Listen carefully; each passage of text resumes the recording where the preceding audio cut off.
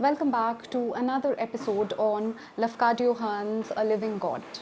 In our previous video, we had seen how Hamaguchi Gohei could understand the warning signs given by nature.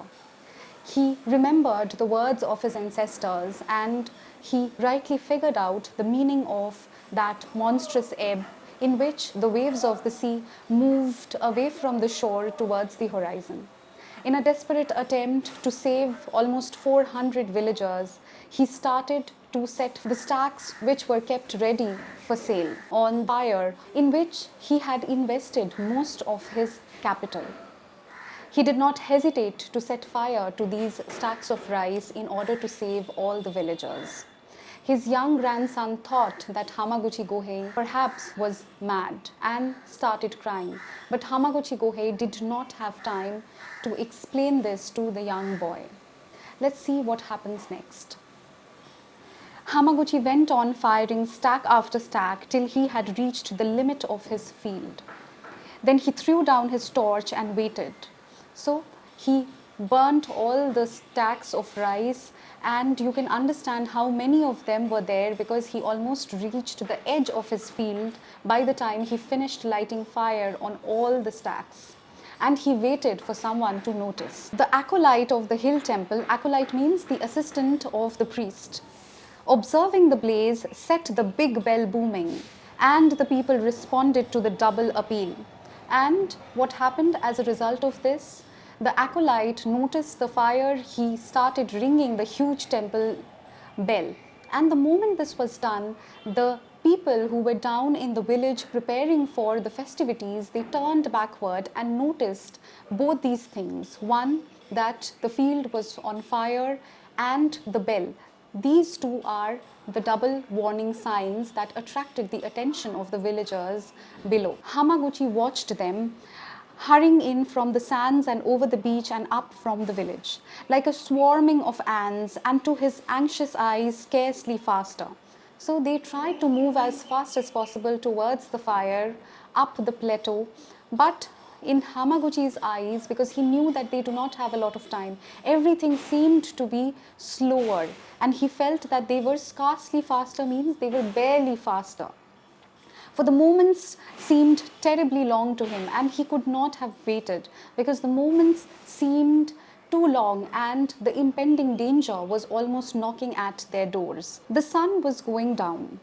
The wrinkled bed of the bay. Wrinkled bed means the bay is the inlet of the sea. The sea has receded from the beach towards the horizon. As a result, it has left bare the wrinkled seabed and a vast, sallow, speckled expanse beyond it, and it moved more towards the horizon, laying bare the sallow speckled means the brownish patches of sand behind. Beyond it lay naked to the last orange glow, and since the water receded, the naked beach in which the last orange glow of the sun was reflected. And still the sea was fleeting toward the horizon, and the sea did not stop. It was still moving away from the shore. Really, however, Hamaguchi did not have very long to wait before the first party of succor arrived. So the first party of succor means help or aid arrived soon. A score of agile young peasants. And who were they? They were a number of active, agile means active, young peasants. They arrived who wanted to attack the fire at once, who wanted to put out the fire at once. But the Choja, holding out both hands, stopped them. But the Choja stopped them because the purpose of calling them back was not that they would put out the fire, but the purpose was to bring them up safe from what was about to come. "Let it burn, lads," he commanded. "Let it be. I want the whole Mura here." And he said in an urgent voice, he said, "I want the whole village here up on the plateau. There is a great danger, Tahinda." Tahinda means it's an emergency. There is a great danger that is looming over all of us, and I want the entire village up here. It is an emergency. The whole village was coming, and Hamaguchi counted. All the young men and boys were soon on the spot, and not a few of the more active women and girls. So the younger people, they moved faster, they came up quickly. Then came most of the older folk, and mothers with babies at their backs, and even children. For children could help to pass water.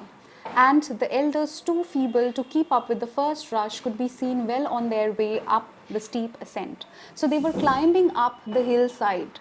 So it was slow, it was a slow climb upward. So the elderly people, they were slower. The growing multitude that many people gathered soon, still knowing nothing, they only responded to the call of Hamaguchi. He said it was an emergency, so everyone rushed up the plateau to meet him. They still did not know what was about to happen. The growing multitude, still knowing nothing, looked alternately. So they looked at each other in sorrowful wonder. So they were extremely sad because they were about to celebrate the excellent harvest. And now they see that Hamaguchi's entire rice stack was on fire.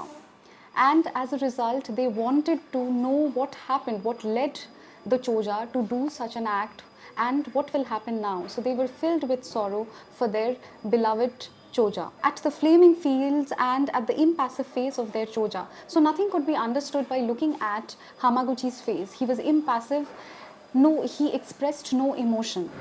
And the sun went down. Everyone gathered, and Tada, the young grandson of Hamaguchi, he was still sobbing. He says, "Grandfather is mad, I'm afraid of him." In answer to a number of questions. So a lot of people started asking the young boy what had happened. So in response to that, he said that he feels that grandfather has gone mad and he is afraid of him. He's mad, he set fire to the rice on purpose. I saw him do it. "As for the rice," cried Hamaguchi, "the child tells the truth. I set fire to the rice. Are all the people here?" But his concern is whether all the members of the community, all the villagers were up there on the plateau. The kumicho and the heads of families looked about them. So the heads of the families, they counted whether everyone was around. And down the hill and made reply, "All are here or very soon will be. We cannot understand this thing." And they expressed honestly to Hamaguchi that they cannot understand what is going on, why they were called hurriedly up on the plateau, and why did the Choja set fire to his own stacks of rice, in which he had invested all his money.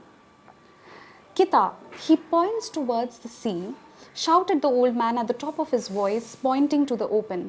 "Say now if I am mad." So he showed something to all the members of the Mura or village, and then he said, "Do you think I'm still mad?"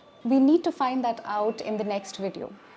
If you like my work, do not forget to like, share and subscribe to my channel for more such interesting insights into literature, for more such stories that touch our hearts. I will meet you all again in the next video. Thank you for watching.